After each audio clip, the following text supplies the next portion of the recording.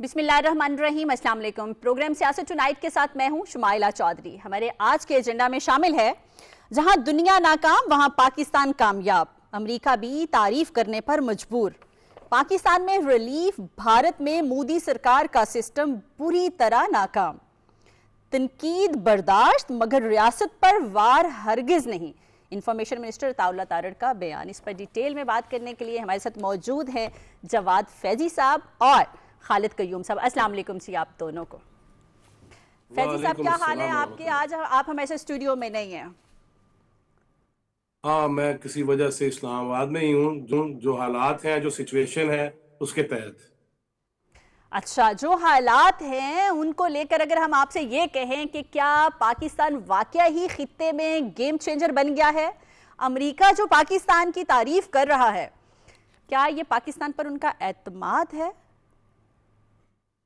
دیکھیے، اس وقت دیکھا جائے اور پوری عالمی صورتحال کا جائزہ لیا جائے، اس خطے کے حوالے سے آنکھیں کھول کے دیکھا جائے، بغور اگر غور کیا جائے تو پاکستان ہی کی سب سے اہم حیثیت ہے۔ اس کی وجہ یہ ہے کہ اگر ہم اس خطے کی بات کریں تو ایران پہ امریکہ اور اسرائیل حملہ آور تو ہیں، شہادتیں تو وہاں ہو رہی ہیں اور ایران بھی جوابی حملے کر رہا ہے، مگر اس کے ساتھ ساتھ ایشیا کو دیکھا جائے اور جنوبی ایشیا کو دیکھا جائے تو اس میں ہندوستان ہم سے پہلے ہی مات کھا چکا ہوا ہے، وہ تو منہ دکھانے جوگا ہے نہیں۔ لہٰذا پاکستان ہی وہ واحد قوت ہے جو ایران کے ساتھ ہے، بارڈر ہے ہمارا، وہ ہمسایہ ہے، اور ان کا ہمارے اوپر اعتماد بھی اس طرح بڑھ گیا ہے کہ ہندوستان نے چھرا گھونپا ہے ان کی پیٹھ میں، اور مخبریاں کر کے اور جاسوسی کروا کے اور اسرائیل کا ساتھ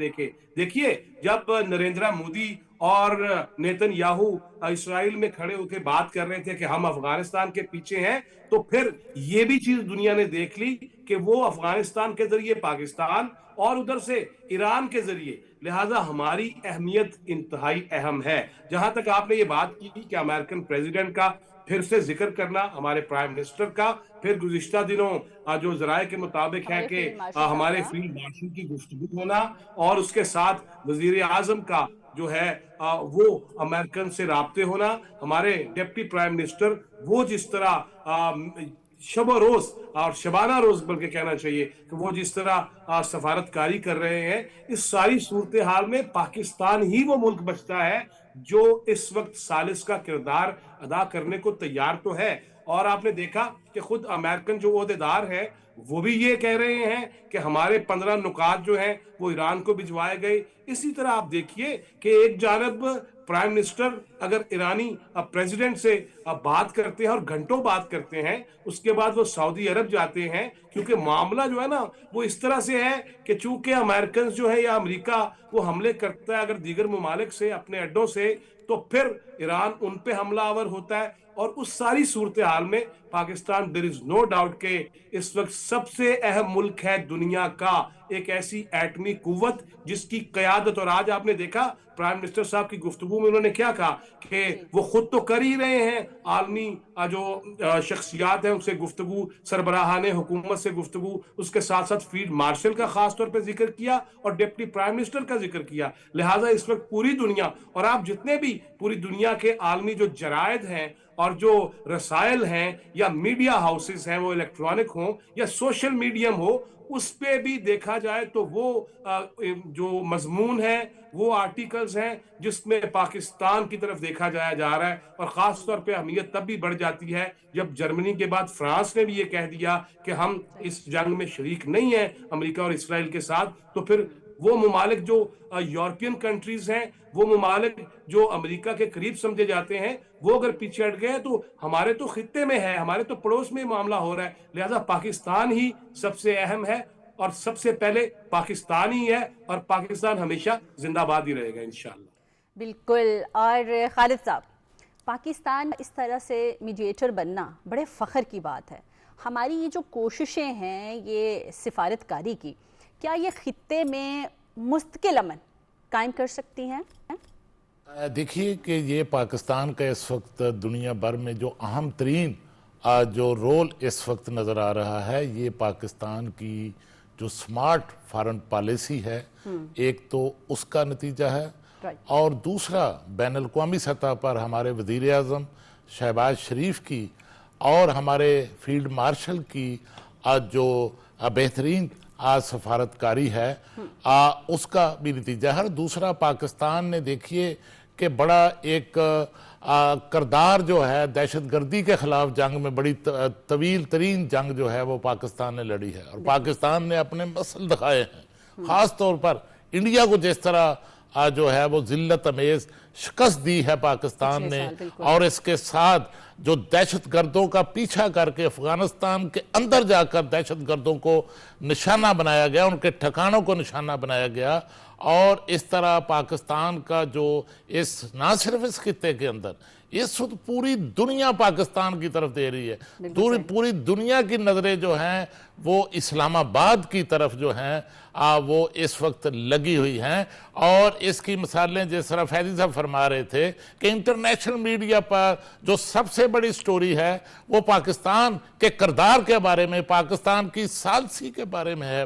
اور ایک دیکھیے کہ ایک کام اور ہوا ہے، وہ یہ ہوا ہے کہ اس سینٹرل ایشیا کے اندر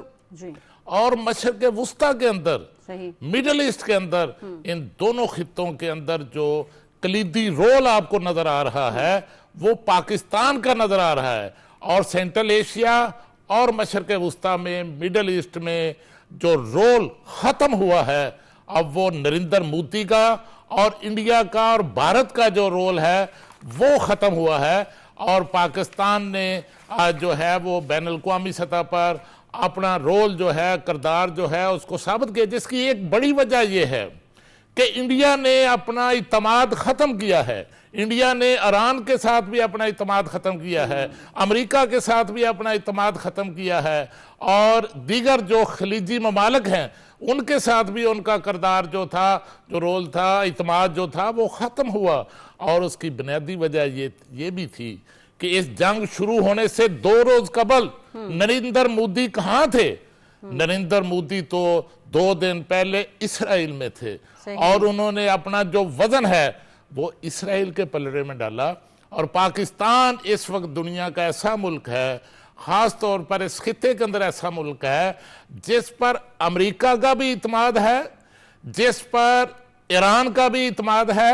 جس پر پورے تمام خلیجی ممالک جو ہیں ان کا بھی اعتماد ہے۔ اور دیکھیے یہ ایک ایسی جنگ ہے کہ اس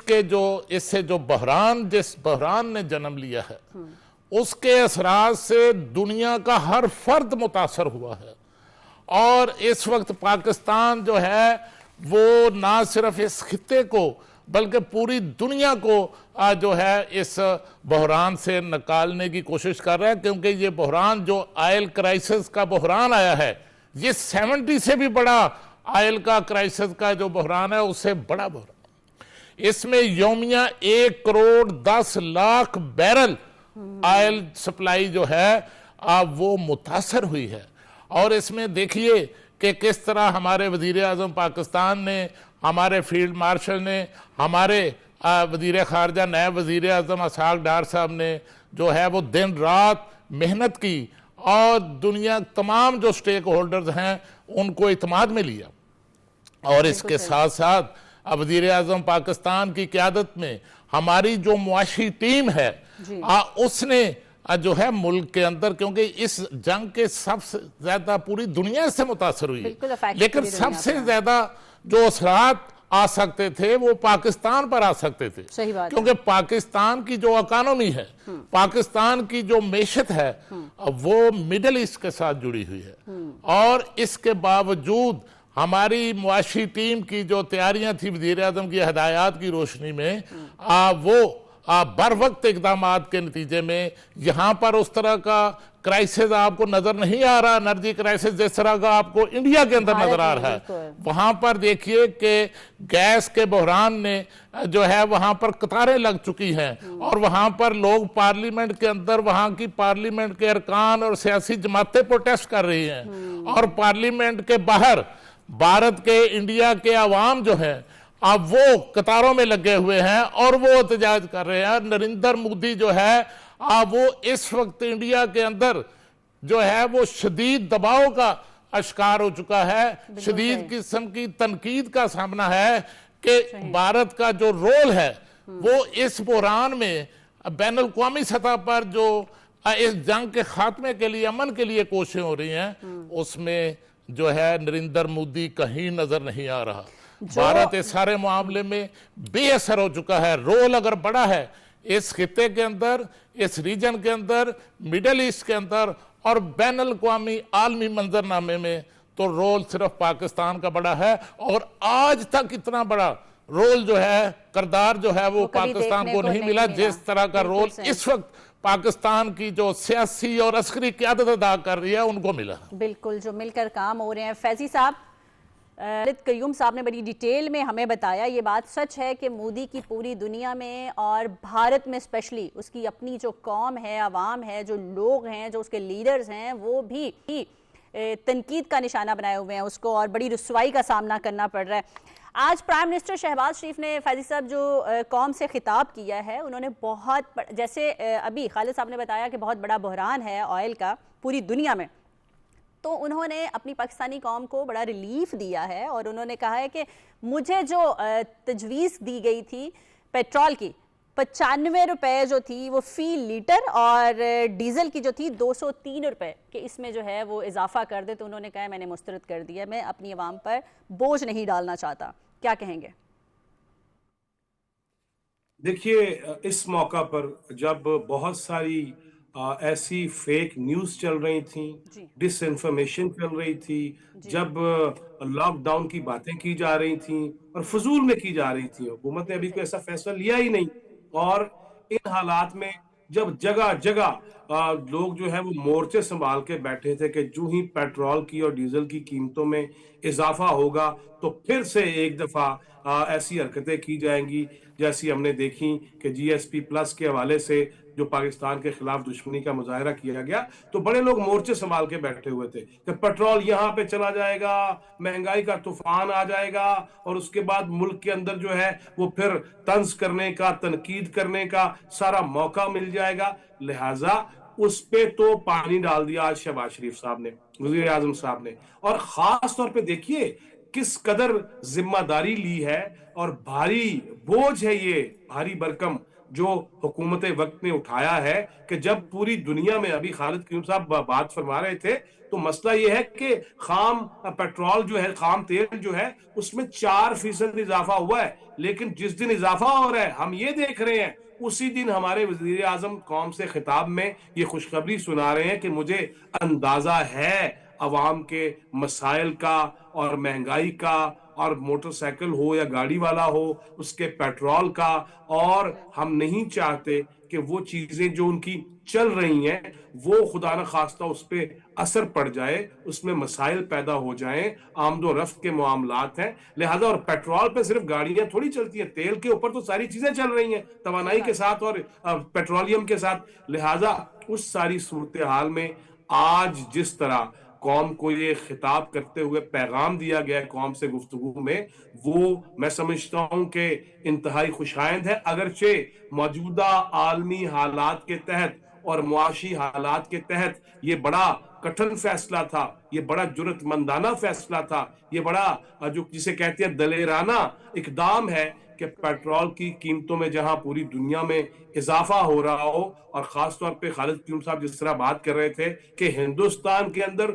تو اب آگ لگنی شروع ہو گئی ہے, پیٹرول پمپس پہ لائنیں آ گئی ہیں اور ہر بندہ بولنے اور چیخنے لگ گیا ہے. لہٰذا اس ساری صورتحال میں ہمارے وزیر اعظم کا, وفاقی حکومت کا یہ فیصلہ یقیناً لوگوں کے لیے بہترین فیصلہ ہے کہ اس سے مہنگائی کا طوفان نہیں آئے گا. اگرچہ اس میں قصور ہمارا نہیں ہے, یہ تو امریکہ اسرائیل کے کہنے پہ اگر جارے بنا ہے اور دونوں مل کے ایران پہ حملہ آور ہیں, ایران جوابی کارروائی کر رہا ہے, اور پھر بعض عرب ممالک جن کی مشہوری تیل ہے ان پہ وہ حملہ آور ہو رہا ہے. یہ سازشیں کبھی بعد میں بھی بہت ساری کھلیں گی, لیکن میں آپ کے سوال کی طرف ہی رہنا چاہتا ہوں کہ خاص طور پہ ان حالات میں جس میں ہمارا قصور کوئی نہیں ہے, ہمارا کوئی ایسی چیز نہیں ہے کہ جس میں ہمارا کوئی ہاتھ ہو, مگر اس کے باوجود حکومت وقت کا یہ فیصلہ اور اگر دیکھا جائے جو ہمیں جمہوریت کی باتیں سکھاتے ہوئے اور انسانی حقوق کی باتیں سکھاتے ہوئے ہندوستان کے حوالے دیا کرتے تھے،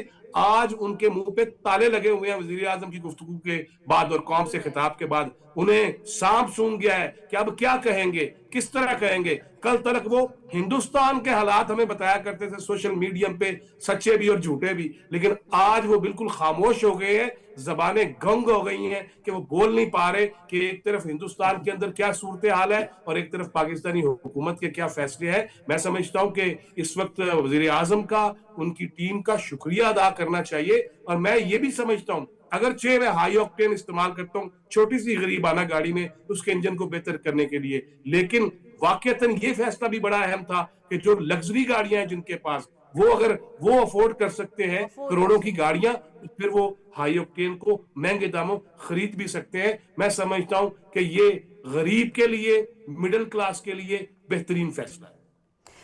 خالد صاحب، جو ہے وہ پاکستان سے کئی گنا بڑی معیشت رکھتا ہے، اس کے باوجود انہوں نے تو اپنی عوام کو ریلیف نہیں دیا، عوام سڑکوں پہ رول رہی ہے.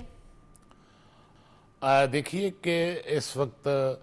بھارت جو ہے وہ بالکل درست ہے کہ ان کی جو معیشت ہے وہ دہائی دباؤ کا شکار ہو چکی ہے. اور اس کی ایک وجہ یہ بھی ہے کہ وہاں پر شاید جس طرح ہماری حکومت نے، ہماری معاشی ٹیم جو ہے اس نے جس طرح پراپر طریقے سے اچھی مینجمنٹ کی، بر وقت مینجمنٹ کی، اس سے یہاں پر ہمارا جو ہے وہ اس طرح دباؤ نہیں آیا. اور ہماری حکومت نے جس طرح فیضی صاحب بھی فرما رہے تھے کہ ہماری حکومت نے یہ جو معاشی دباؤ عوام پر پڑنا تھا وہ دباؤ حکومت نے عوام پر منتقل نہیں کیا. اور اس پر جو ہے وہ اب یہ جو 3 ہفتے ہیں، ان 3 ہفتوں میں جو ہے 125 ارب روپے کا جو بوجھ عوام پر پڑنا تھا وہ حکومت نے، وفاقی حکومت نے خود برداشت کیا ہے، خود اٹھا لیا ہے. بلکہ یہ جو اس ہفتے کا بوجھ ہے وہ اس پر غالباً جو ہے وہ 56 ارب روپے کا بوجھ جو ہے وہ حکومت جو ہے وفاقی حکومت اٹھائے گی. دیکھیے وزیر اعظم کو جس طرح آپ نے بھی کہا کہ جس طرح تجاویز دی گئی، وہ وزیر اعظم نے وہ تمام تجاویز جو ہیں وہ مسترد کی. بلکہ اگر انٹرنیشنل پرائسز کو دیکھا جائے اور سامنے رکھ کر دیکھا جائے تو اس وقت پاکستان کے اندر جو ہے وہ پیٹرول کی قیمت جو ہے وہ 544 روپے فی لیٹر ہونی چاہیے، اور ڈیزل کی جو قیمت ہے وہ بین الاقوامی پرائسز جو ہیں ان کو سامنے رکھ کر دیکھا جائے، ان کے اثرات کو سامنے رکھ کر دیکھا جائے تو 790 روپے ہونی چاہیے. لیکن وزیر اعظم نے پہلی قیمتیں جو ہیں ان پر ہی جو ہے ڈیزل کو بھی 335 اور دوسرا پٹرول کی بھی پہلی جو قیمت ہے اس کو برقرار رکھا ہے. اور یہ سارا بوجھ جو ہے وہ خود برداشت کیا ہے. اور میں سمجھتا ہوں کہ اس حوالے سے ہمارے جس طرح حکومت نے ایک بچت کے لیے اقدامات اٹھائے ہیں، شہریوں کو بھی جو ہے، عوام کو بھی جو ہے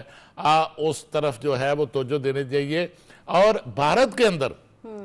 جس طرف آپ نے اشارہ کیا کہ وہاں پر جو اتنی بڑی معیشت ہوتے ہوئے، بلکہ میں آپ کو بتاؤں کہ یہ اتنا بڑا کرائسس ہے کہ اس نے دنیا کی بڑی بڑی جو اکانومیز ہیں، جو معیشتیں ہیں، ان کو جو ہے وہ نہ صرف اپنی لپیٹ میں لیا ہے بلکہ ان کو شدید اس وقت جو ہے وہ دباؤ کا شکار کر رکھا ہے. اور دیکھیے کہ روزانہ کی بنیاد پر آپ نئے حرمت سے وہاں سے 25% تک تو دنیا کا تیل تھا وہاں سے ٹرانسپورٹ ہوتا تھا، اور روزانہ 135 کے قریب جہاز جو ہے وہاں سے گزرتے تھے. اور اب دیکھیے کہ 1 مارچ سے لے کر 1 مارچ سے 25 مارچ تک 25 دن میں صرف 116 جہاز جو ہیں وہ وہاں سے گزر چکے ہیں، اور زیادہ کوئی ٹرانسپورٹیشن جو ہے وہاں سے نہیں ہو سکی. اور اس کے ساتھ آپ دیکھیں کہ پاکستان کے اندر بھی مینجمنٹ آپ کو نظر آئی ہے. اور دوسرا آج ہی خبر تھی کہ ہماری جو کراچی پورٹ ہے اس کو اس خطے کے اندر اتنا محفوظ تصور کیا جا رہا ہے کہ 24 گھنٹوں کے اندر ہماری جو وہاں پر جو امپورٹ اور ایکسپورٹ اور کارگو کی جو ہینڈلنگ ہے وہ ریکارڈ ہوئی ہے، وہ تیزی سے بڑھ رہی ہے، کیونکہ دنیا کے ممالک، اس خطے کے ممالک جو ہیں وہ پاکستان کی جو کراچی پورٹ ہے اس کو محفوظ سمجھ رہے ہیں، اور پاکستان کا جس طرح کردار بین الاقوامی سطح پر ثالث کے طور پر سامنے آیا ہے، میں سمجھتا ہوں کہ آنے والے دنوں میں مزید پاکستان کے اندر کاروباری سرگرمیاں بھی ہوگی، پاکستان کی تجارت بھی بڑھے گی، پاکستان کی ایکسپورٹ بھی بڑھے گی، اور اس سے پاکستان کے جو ہمارے زر مبادلہ کے ذخائر ہیں ان میں بھی جو ہے وہ اضافہ ہوگا۔ اور دیکھیے کہ اس وقت پاکستان کا جو سب سے زیادہ پاکستان کی جو اکانومی ہے، میں اس کا تھوڑا بتانا چاہوں گا کہ پاکستان کی معیشت جو ہے وہ گلف کے ساتھ جڑی ہوئی ہے، اور دیکھیے کہ ہماری جو تمام جو امپورٹ ہے آئل کی 20 ارب ڈالر کے قریب ہے، اور ہماری زیادہ تر جو آئل کی ایکسپورٹ ہے، بلکہ ہماری جو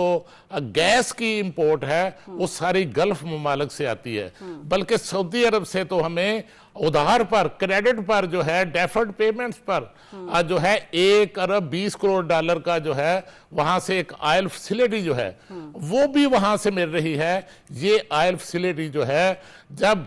سابق وزیر اعظم نواز شریف صاحب کے دور میں ایٹمی دھماکے پاکستان نے کیے تھے تو اس وقت سعودی عرب جو ہے وہ واحد ملک تھا جو سب سے آگے بڑھ کر آیا، اور پاکستان پر اقتصادی پابندیوں کی پرواہ نہیں کی، اور پاکستان کو جو ہے وہ ادھار پر آئل فیسیلیٹی جو ہے وہ پاکستان کو دی، اور وہ اس دور کی دی ہوئی آئل فیسیلیٹی آج تک پاکستان کو مل رہی ہے۔ تو پاکستان کا جو میں سمجھتا ہوں کہ ہمارے جو اوورسیز پاکستانی ہیں اور ہماری جو ترسیلات زر ہیں وہ آپ جانتی ہیں کہ سالانہ 42 ارب ڈالر تک اس مالی سال کے اختتام تک جو ہے وہ پہنچ جانے کا امکان ہے، اور اس میں سب سے زیادہ جو ترسیلات زر ہیں وہ بھی گلف ممالک سے آتی ہیں۔ اس طرح ہماری جو معیشت ہے اس کا سارا انحصار جو ہے وہ گلف کے ساتھ جڑا ہوا ہے۔ ہمارے اسٹیٹ بینک آف پاکستان میں آپ کو پتا ہے کہ جب ہماری اکانومی کو ایک سابق حکومت نے ڈیفالٹ کے دہانے پر کھڑا کیا تو اس وقت بھی سعودی عرب اور UAE نے پاکستان کا ساتھ دیا، اور یہ جس طرح بات یہاں پر فیضی صاحب بھی کر رہے تھے کہ یہاں پر تو لوگ دیکھ رہے تھے، ایک جماعت کے لوگ خاص طور پر دیکھ رہے تھے کہ یہاں پر بحران پیدا ہوگا، اور یہاں اس بحران سے امیدیں لگا کر بیٹھے ہوئے تھے۔ تو میں سمجھتا ہوں کہ ہماری حکومت کی بہترین مینجمنٹ کا نتیجہ ہے کہ یہاں پر بھارت کے اندر تو صفحہ ماتم ہے کہ پاکستان کا جو اتنا بڑا رول ہے یہ کیسے پاکستان کو مل گیا، اور پاکستان نے یہ رول جو لیا ہے اب وہ پاکستان نے جو ہے وہ اپنی بین الاقوامی سطح پر ہمارے وزیر اعظم اور ہمارے آرمی چیف کی جو ڈپلومیسی ہے، دیکھیے ہمارے وزیر اعظم نے نہ صرف اپنی سفارتکاری کا بین الاقوامی سطح پر لوہا منوایا، بلکہ اپنی جو ہے، اور ہمارے جو چیف آف ڈیفنس فورسز ہیں انہوں نے جو ہے ڈیفنس ڈپلومیسی کے اندر جو ہے اپنا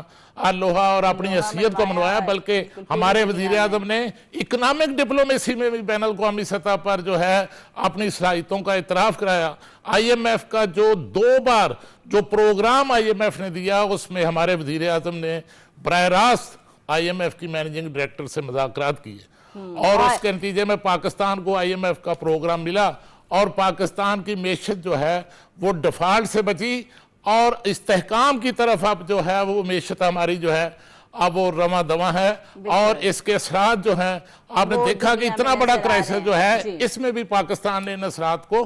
مینج کیا ہے۔ بالکل، اور نظر آ رہا ہے فیضی صاحب،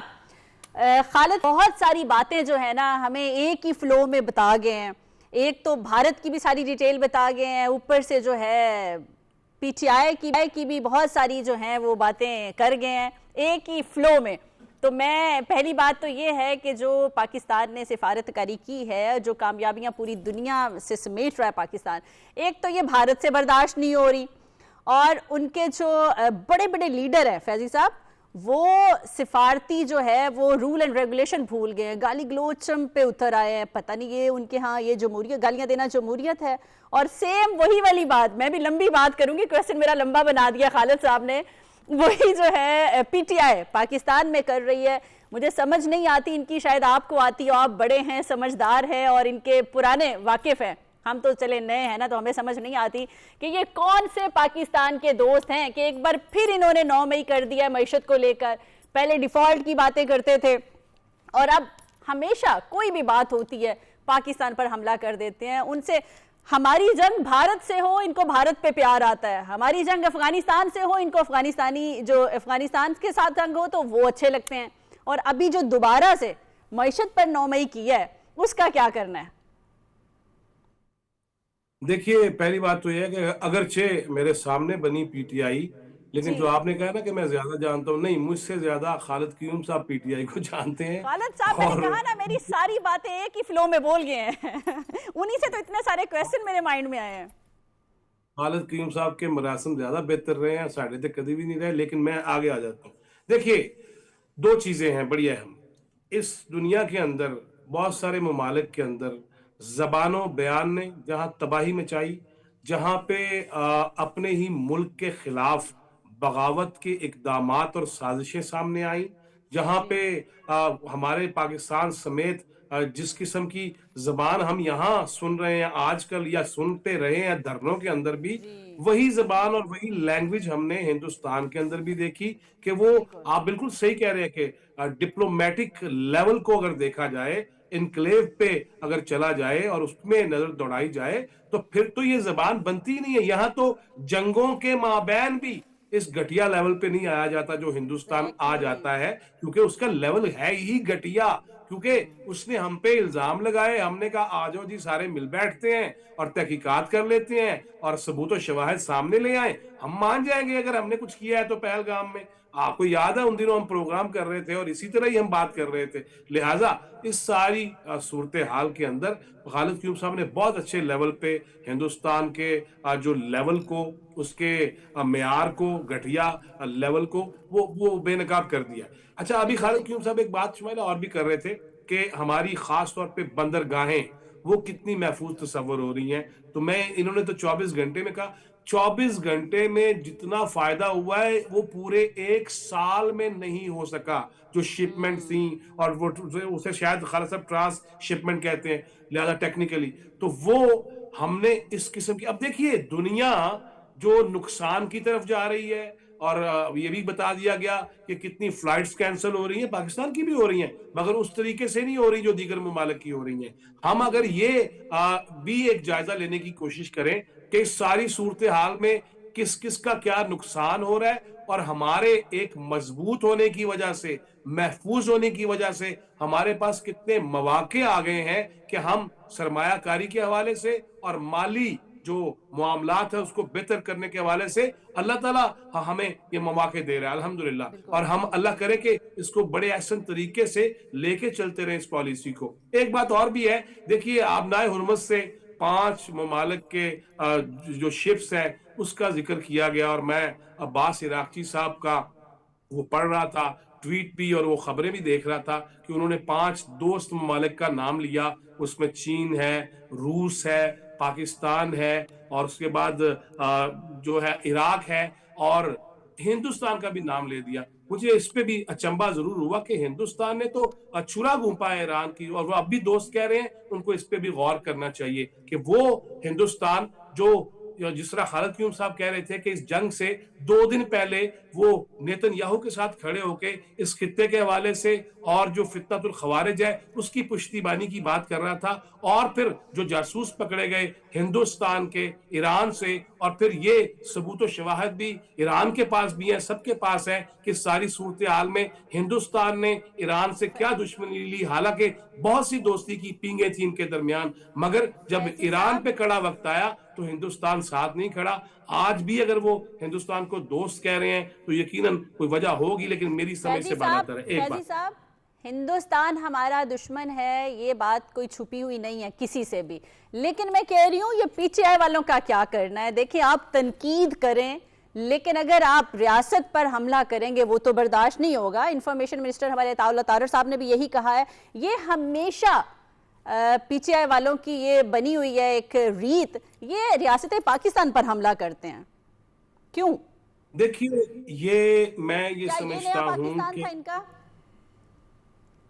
دیکھیے نئے کے چکر میں جو ہے نا وہ پرانا بھی بڑی مشکل سے ہم نے پھر سے ری بلڈ کیا ہے. خالد کریم صاحب صحیح کہہ رہے تھے کہ ڈیفالٹ کے لیے جو انہوں نے سازشیں کی پاکستان کے, اور جو خطوط لکھے, جو ٹیلی فون کالز ہم نے سنوائیں, وہ سب کچھ ہم نے دیکھ لیا. اس کے باوجود یہ نئے کیا پرانے پاکستان کو ہم نے ایک ایسی شکل دے دی ہے کہ اب دنیا بھر میں چرچے ہیں پاکستان کے. اس کے معاشی اشاریے جو بلندی کی طرف جا رہے ہیں, جس طرح میں ابھی یہ عرض کر رہا تھا کہ ہماری بندرگاہیں ہمارے لیے کس طرح منفعت کا سامان فراہم کر رہی ہیں, اور پانیوں سے ہم پیسے کما رہے ہیں, وہ بھی اللہ کا کرم اور شکر ہے, اور اس پہ شکر کرنا بھی چاہیے. لیکن اس کے ساتھ یہ دیکھیے کہ آپ کے ملک کے اندر کوئی ایسی تنظیم ہو. دیکھیے میں شمائلہ ایک اور بات بھی کہنا چاہتا ہوں. آج فیک نیوز پہ پھر سے باتیں ہوئی ہیں. ایران کے سفارت خانے نے بھی یہ اعلان کیا ہے کہ پاسداران انقلاب کے اعلیٰ عہدیدار کے نام سے کچھ ایسی چیزیں چل رہی ہیں سوشل میڈیا پہ جو غلط ہے, فیک ہیں. لہٰذا ہمیں سب سے پہلے تو فیک نیوز اور اصلیت اور جو حقیقت ہے اس کے درمیان حد فاصل کھینچنا ہوگی. ہمارے لوگوں کو بھی یہ سمجھنا ہوگا کہ ہر چیز جو سوشل میڈیا پہ آ جاتی ہے وہ درست نہیں ہے. اور کبھی لاک ڈاؤن کی باتیں, میں واپس ادھر ہی آتا ہوں. اس دور میں جہاں پہ فیک نیوز کی بھرمار ہو, اس میں اللہ نے اگر مجھے وہ جو ہے 4 قسمیں اٹھا کے کہا ہے کہ سب سے احسن تخلیق کیا ہے, تو ہمیں اپنے دماغ بھی لگانے چاہیے. میں اس پہ ایک جملہ یہ بھی کہنا چاہوں گا, مجھے بڑا خوبصورت لگا جملہ آج وزیر اعظم شہباز شریف صاحب کا, کہ اس میں انہوں نے کہا کہ صرف یہ کہ فائر شاری جو ہے نا یہ اختیاری نہیں ہے, یہ ہماری اجتماعی ذمہ داری ہے. اور اسی طرح ذمہ داری ہے کہ ہم ہر اس فتنے کو رد کریں, ہر اس فیک نیوز کو رد کریں, ہر اس خبر کو رد کریں جو اس وقت ہمارے درمیان کوئی مسلکی, کوئی سیاسی, کوئی مذہبی اختلافات کو شدت دے. اس میں علماء سے, ذاکرین سے بھی میں دستبستہ گزارش کر رہا ہوں, اور اس میں ان سوشل میڈیا ایکٹیوسٹ سے جو بیرون ملک بیٹھے ہوئے ہیں اور پاکستان کے خلاف جو ہے وہ بغاوت پہ اکساتے ہیں لوگوں کو, انہیں بھی ہوش کے ناخن لینے چاہیے. اور آپ نے جو یہ سوال کیا, یقیناً اس پہ قانون ہاتھ میں لینے والوں کو اور ایسی ڈس انفارمیشن پھیلانے والوں کو جو ہمارے ضابطے ہیں, قوانین ہیں, دائرے ہیں, ان کے اندر لانا چاہیے اور انہیں پھنسانا چاہیے اس کے اندر, اور انہیں یہ بتانا چاہیے کہ پاکستان ہو یا, کیونکہ ہمارے آئین کے اندر ہے کہ ہم اپنے دوست ممالک ہوں اور خاص طور پہ سفارتکاری کے زمرے میں جو چیزیں آتی ہوں اس میں ہم ڈس انفارمیشن نہیں پھیلا سکتے, اس میں حد لگتی ہے قانوناً, لہذا وہ حد لگنی چاہیے. اور یہاں تو میں یہ دیکھ رہا ہوں کہ ایک بندہ جس سے میں نے جیل میں پوچھا, میں بار بار یہ کہتا ہوں, اس سے کہا کہ تم انسانی حقوق کی بات کرتے ہو تو اسرائیل کی مذمت ہی کر دو. وہ مہاتما نیازی صاحب نے کندھے اچکائے اور بڑا غصہ کیا. آج ان کا صاحبزادہ وہ بھی انسانی حقوق کا نام لے کے وہ پاکستان پہ پابندیوں کی تو بات کر رہا ہے, لیکن وہ اسرائیل کی مذمت نہیں کر رہا. وہ زیک گولڈ سمتھ کا جو بھانجا ہے اور گولڈ سمتھ کا جو نواسا ہے, اس کو یہ حیا نہیں آئی کہ وہ پہلے انسانی حقوق کا ذکر کرتے ہوئے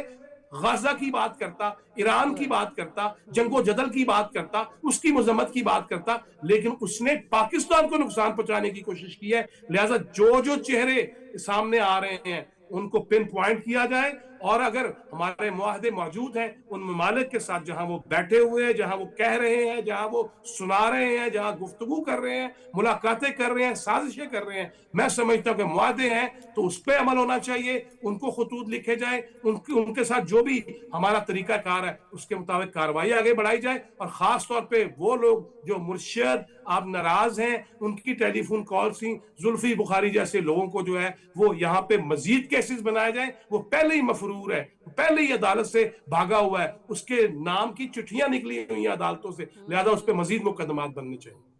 خالد صاحب, جو بات کی فیض نے, بانی پیٹرائے کا بیٹا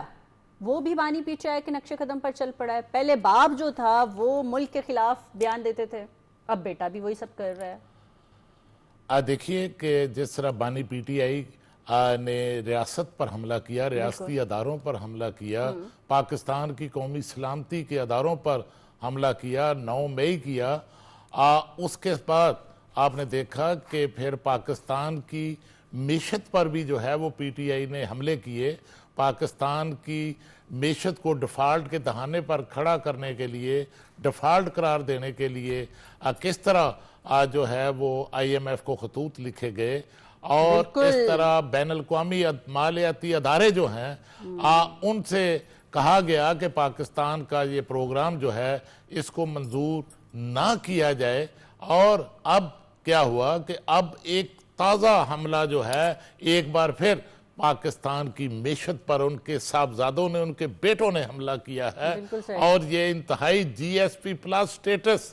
پاکستان کی اکانومی کی، پاکستان کی برآمدات کی بنیاد ہے۔ اس وقت ہماری جو برآمدات ہیں ان میں سب سے بڑا جو شیئر ہے وہ ٹیکسٹائل سیکٹر کا ہے، اور ٹیکسٹائل سیکٹر جو ہے اس کی جو برآمدات ہیں وہ جی ایس پی پلس سٹیٹس، جو سابق وزیر اعظم نواز شریف صاحب کے دور میں یہ سٹیٹس پاکستان کو ملا تھا، اب وہ اس کی بنیاد ہے، اس کی بنیاد پر ہماری جو برآمدات ہیں وہ بڑھ رہی ہے۔ اور اگر پاکستان کے خلاف یہ سازش ہوتی ہے اور پاکستان پر کا جی ایس پی پلس سٹیٹس یورپی یونین میں ختم ہوتا ہے،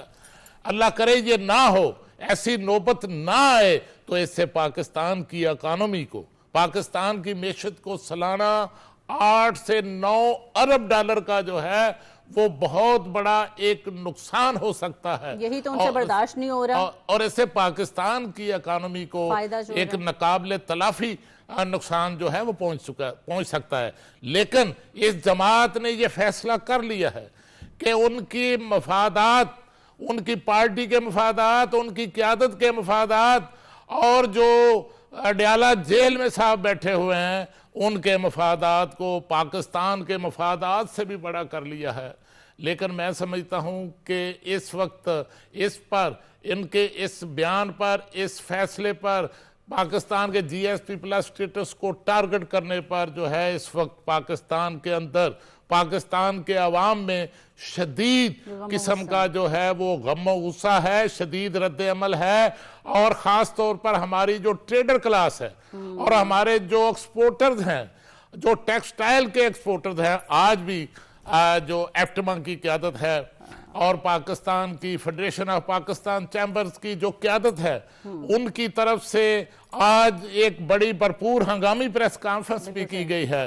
جس میں مطالبہ کیا گیا ہے کہ پاکستان کی معیشت پر حملہ کرنے والوں کے خلاف جو ہے وہ کارروائی کی جائے۔ اور میں سمجھتا ہوں کہ وہ اس وقت جو جس قسم کے حالات سے پاکستان گزر رہا ہے اور جس قسم کا کردار پاکستان کو بین الاقوامی سطح پر مل رہا ہے، اس میں تو یکجہتی کی ضرورت تھی، اس میں تو اتحاد کی ضرورت تھی، اس میں اس طرح کی منفی سیاست جو ہے اس کا تو کوئی گنجائش نہیں تھی۔ اور پاکستان کی تمام دیگر سیاسی جماعتیں جو ہیں وہ اس وقت متحد نظر آتی ہیں، ساتھ کھڑی نظر آتی ہیں، اور پوری قوم متحد ہے، اور یہ صرف ایک آواز ایک جماعت کی طرف سے، ایک جماعت کی قیادت کی طرف سے، اس جماعت بانی کے بیٹوں کی طرف سے جو اس وقت پاکستان کو جس طرح دنیا میں عزت مل رہی ہے اور پاکستان کو عزت ملنے کا راستہ روکنے کی کوشش کر رہے ہیں، میں سمجھتا ہوں کہ پاکستان کے عوام کسی صورت اس کو برداشت نہیں کریں گے۔ فیضی صاحب،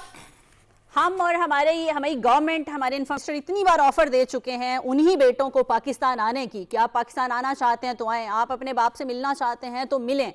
اور وہ یہاں پہ اتنا ان کے لیے پازیٹیو سوچا جا رہا ہے، وہ اسی ملک کے خلاف پروپیگنڈے کر رہے ہیں وہاں بیٹھ کے۔ دیکھیے، جھوٹ کے پاؤں نہیں ہوتے۔ مسئلہ پھر یہی ہے، برادر مطاولہ تارڑ صاحب نے ایک دفعہ نہیں بارہا دفعہ یہ کہا کہ ہم فیسیلیٹیٹ کرتے ہیں، وہ آنا چاہتے ہیں، تشریف لائیں اور تشریف لائیں اور ملیں اپنے والد سے۔ میں نے تو بلکہ تارڑ صاحب کو یہ مشورہ دیا تھا کہ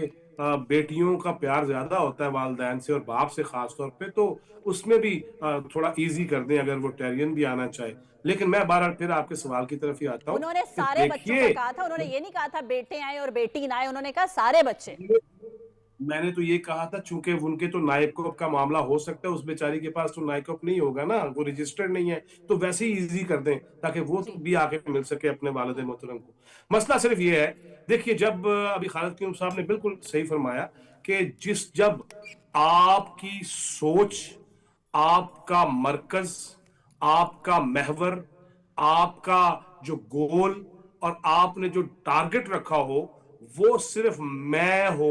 مرشد ہو اور پاکستان نہ ہو, عوام نہ ہو, اور ساری صورتحال میں اپنی میں کو مقدم رکھنا, یہی اصل میں فریب ہے اپنے آپ کے ساتھ اور لوگوں کے ساتھ. میں تو سمجھتا ہوں کہ آئیں وہ جو بھی جتنی بھی ان کی اولاد, آپ نے ٹھیک کہا بقول تارڑ صاحب کے جتنے بچے ہیں وہ تشریف لائیں نا, والد کو ملیں آ کے. وہاں پہ بیٹھا ایک شخص وہ یہ کہہ رہا ہے رٹی رٹائی طوطا کہانی بیان کرتے ہوئے کہ گرمی بہت ہے جہاں پہ اب میرے ابا جی ہیں, وہ یار کیڑی گرمی, ہم تو دوبارہ سے لکھا ہوا دسمبر کو نوٹ پڑھا انجوائے گیا ہے کرنے فیضی لگے تھے, صاحب, لاہور لکھا میں بھی ہوا اور یہاں نوٹ پہ جو بھی. لکھ کے دیا گیا تھا اس کو. میں وہی تو کہہ رہا ہوں کہ اگر لکھا ہوا ہے تو کوئی عقل مندی بھی تو ہونی چاہیے, لیکن عقل مند ہوتا تو عمران خان کا پتر ہوتا. مسئلہ پھر وہی ہے کہ کیا اس ساری صورتحال میں موسم کو کوئی نہیں دیکھ رہا, اور ایسی حقیقت بیان کرنے کی کوشش کرنا اور ایسی چیزیں بیان کرنے کی کوشش کرنا. بھئی اگر ایک طرف مرغ مسلم جا رہا ہے, دیسی مرغے جا رہے ہیں اور جوس مل رہے ہیں, اور وہ خود بتا رہے ہیں ڈاکٹرز کو, جو ملنے جاتے ہیں ان کو بتا رہے ہیں, تو وہاں بیٹھا ہوا ایک جو بچہ ہے جس کے آگے پرچی تھما دی گئی ہے, تو وہ اس قسم کی اگر گفتگو کر رہا ہے, اور انسانی حقوق, میں تو کہتا ہوں صرف ایک بندے کے انسانی حقوق ہے, وہ قید با مشقت کے مجرم کو مشقتی دیا ہوا ہے. میرا تو اس میں بھی سوال ہے اپنے اداروں سے کہ قید با مشقت جسے کرنی ہے اس کو ایک مشقتی دیا ہوا, چلے جی ہوگا وزیر اعظم, سابق وزیر اعظم کا کوئی معاملہ, لیکن مسئلہ یہ ہے یہ نہیں نظر آتا, سائیکل نظر نہیں آتی, جو آپ نے مانگا, ڈرائی فروٹس مانگے آپ تک پہنچے, آپ کی فیملی کوئی بھجوانا چاہ رہی ہے آپ تک پہنچ رہے ہیں, آپ کی اہلیہ محترمہ سے آپ کی ملاقات پہلے لمبی ہوتی تھی, پتہ نہیں کیوں مختصر ہو رہی ہے, لیکن آپ کی ملاقات بہرحال ہو رہی ہے. جب ساری چیزیں یہ ہو رہی ہیں تو پھر اس سب کے ہو بعد رہے ہیں. صرف پاکستان سے شمائلہ, صرف پاکستان سے دشمنی ہے یہ جس ٹاپک پہ ہم بات کر رہے ہیں, اس کے علاوہ ککھ نہیں. یہ نظر نہیں آ رہا جیسے میں نے پہلے کہا, بس انسانی حقوق ایک بندے کے, اس دنیا میں ایک ہی انسان نما بندہ ہے اور اس کے ہی سارے حقوق ہیں, اور باقی دنیا جائے بہاڑ میں. یہی وہ سازشیں ہیں جو میں ہمیشہ کہتا ہوں کہ سازشیں کبھی سیاسی روپ میں, کبھی مذہبی روپ میں, کبھی مسلکی روپ میں پاکستان میں دشمن کرنے کی کوشش کرتا ہے. ہمیں اپنی آنکھیں کھولنی ہے, ہمیں اپنے دماغ کھولنے ہیں, ہمیں تدبر اور فکر کرنا ہے, ہمیں غور کرنا ہے. صرف سارا دن بہ کے ٹک ٹاک ویہ کے اور اسی سے اپنے تجزیہ کاری کرنا, اس کو حب الوطنی نہیں کہتے, بلکہ جو فیک نیوز ہے, میں پھر ادھر ہی آؤں گا, میرا ہمیشہ سے ٹاپک رہا ہے کہ اس وقت یہ جو گفتگو, اور پھر اس پہ میں تو حیران ہوں کہ پی ٹی آئی کی قیادت پہ میں نام نہیں لینا چاہتا, جی وہ جی بھی وکالت کر رہے ہیں اس بچے کی جو پاکستان سے دشمنی کر رہا ہے. ابھی خالد قیوم صاحب نے ریاست بتا دیا نا, مخالف بیانیے کا دفاع کرتے ہوئے شرم بھی نہیں آ رہی فیضی صاحب. یہ جو میں ہے, یہ میں کچھ نہیں ہے, یہ پاکستان ہے, یہ ملک ہے, تو یہ ساری پارٹیاں ہیں, یہ بار بار بتاتے ہیں ہم, پتہ نہیں ان کو عقل کیوں نہیں آتی. اپنا خیال رکھیے گا. پروگرام ختم ہوا, ہمیں اجازت دیجیے. اللہ حافظ. پاکستان ہمیشہ زندہ باد.